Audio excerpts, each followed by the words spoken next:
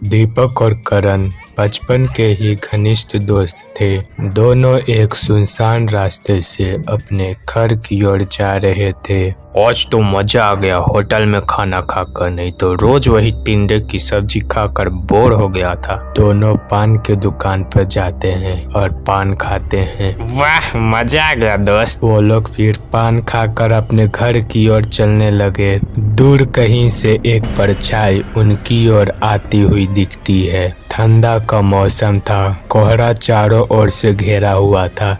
दूर से वो परछाई अच्छे से नहीं दिख रही थी, पर जैसी वो परछाई दोनों के पास आती है, दोनों चौंक गए। उन्हें दिखता है एक बूढ़ी जिसके हाथ में एक लालटेन थी। दोनों के दिमाग में यही चल रहा था, यहाँ ये क्या कर रही है और किधर की ओर जा रही है। इतनी रात को दोनों बच्चे क्या कर रहे हो इधर? क्या तुम्हें पता नहीं कि ये कितनी डरावनी और खतरनाक जगह है? ओ बुढ़ी, क्या कर रही हो? अपना काम करो ना। दोनों लगता है पान खाने में बिजी है, मुझे भी पान दिलवा दो ना। पान खाएगी इस उम्र में? जाओ भगवान का नाम लो। तू पान खाएगी बुढ़िया? लोग तो मुझे प्यार से टुनटुन मौसी बुलाते थे। लगता है तुम पान नहीं खिलाओगे क्या? नहीं। पान नहीं खिलाओगे तुम लोगों के साथ, अब देखो क्या होता है। यहाँ पान नहीं खिलाओगे मुझे, पान।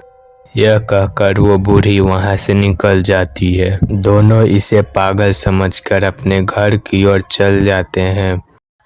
सुबह होती है। करण अपने खिड़की से बाहर मस्त नज़ारा देख रहा होता है। तभी उसे दूर एक परछाई दिखती है। उसे ऐसा लग रहा था कि वो परछाई उसे घूरी जा रही है, पर करण उसे इग्नोर करता है। हेलो, आज तो फिर से इनविटेशन मिला है। वो जो राजू था ना, राजू का पत्नी का बर्थडे है, तो उसी के बर्थडे में चलना है, चलेगा ना? ठीक है, ठीक। रात होती है। करण जब बाहर निकल रहा था तभी उसकी मम्मी उसे रोकती है और उससे बोलती है, बेटा कहाँ जा रहे हो? देखो आज मेरा विचलित सा मन हो रहा है। प्लीज मुझे रोको मत ना, मुझे जाने दो ना। आज मेरा दोस्त का वाइफ का बर्थडे है। वो दोस्त बहुत ही मेरा खास है। ठीक है, पर जल्दी से आ जाना। बातें कर को वो वहां से चला जाता है। रात को पार्टी करने के बाद वो वही रास्ते से अकेले अपने घर की ओर जा रहा था। दीपक तो पहले ही अपने घर चला गया था। उसके बाद उसे वही परछाई जो सुबह में मिली थी वही फिर से नजर आती है। यह सोचकर उसे फिर इग्नोर किया। पता नहीं मैं इतना क्यों खा लिया। किसी की भी परछाई देखकर मैं डर जा रहा हूँ। पर उसे आगे चलते चलते उसे यह समझ में आ गया था कि ये जो कुछ भी हो रही है उसके लिए और उसके साथ ही हो रही है। वो अब डरने लगा और दौड़ने लगा। पीछे से आवाज आती है, कहाँ भाग के जाओगे मेरे से?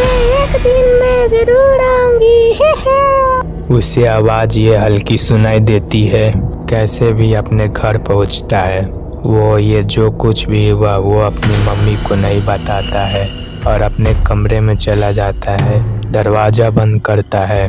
खिड़की के तरफ से फिर वो झांकता है, पर फिर से वही परछाई उसे वहीं नजर आती है।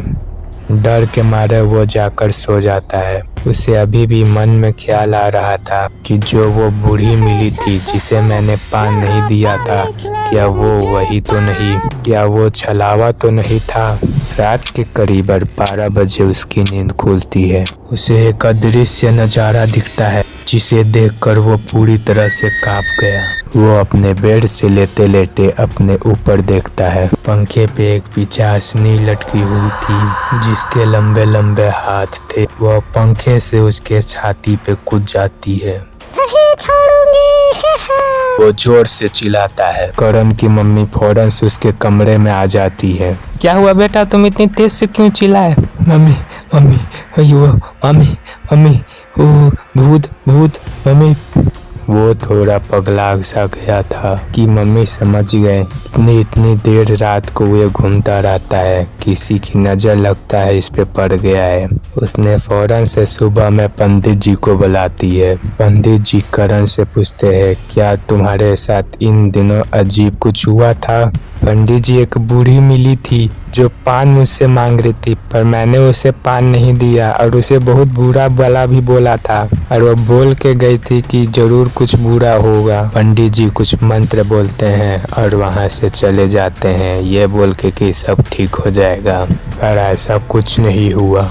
फिर से रात को वही परछाई उसे अपने कमरे में दिखाई देती है। फौरन से वहां से भाग उठा, पर दरवाजा अपने आप बंद हो गया। अब वो दरवाजे से चिपका हुआ था। वो जोर जोर से चिल्ला रहा था, पर उसकी आवाज बाहर नहीं जा पा रही थी। वो चुड़ैल एकदम उसके पास आ जाती है। अब तुम्हें कौन बचाएगा? वो उसका गला दबाने लगती है, पर उसके कमरे में एकदम से धुआं आता है। वही बूढ़ी जो वहीं पे प्रकट हो जाती है और एक ही झटके में उस चुड़ैल को दूर फेंक देती है। मैंने बोला था ना कि तुम्हारे साथ बुरा होगा पान नहीं खिलाओगे तो।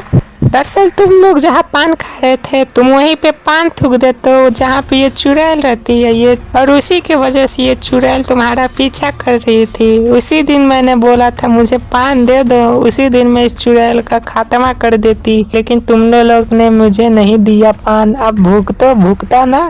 एक तो तुमने मुझे पान नहीं दिया, तो ऊपर से बहुत बुरा भला भी बोला था ना, इसीलिए मैंने छोड़ दिया था ये चुड़ैल कि जा तुम लोग को सबक जरूर मिलेगा। करण उसके चरणों में गिर जाता है और बोलता है, मुझे माफ कर दो, मुझसे ये बहुत बड़ी गलती हो गई, अब से मैं ऐसा नहीं करूँगा। चलो कोई बात नहीं, ये चुड़ैल तू चली जा, नहीं तो अभी मैं भस्म कर दूंगी।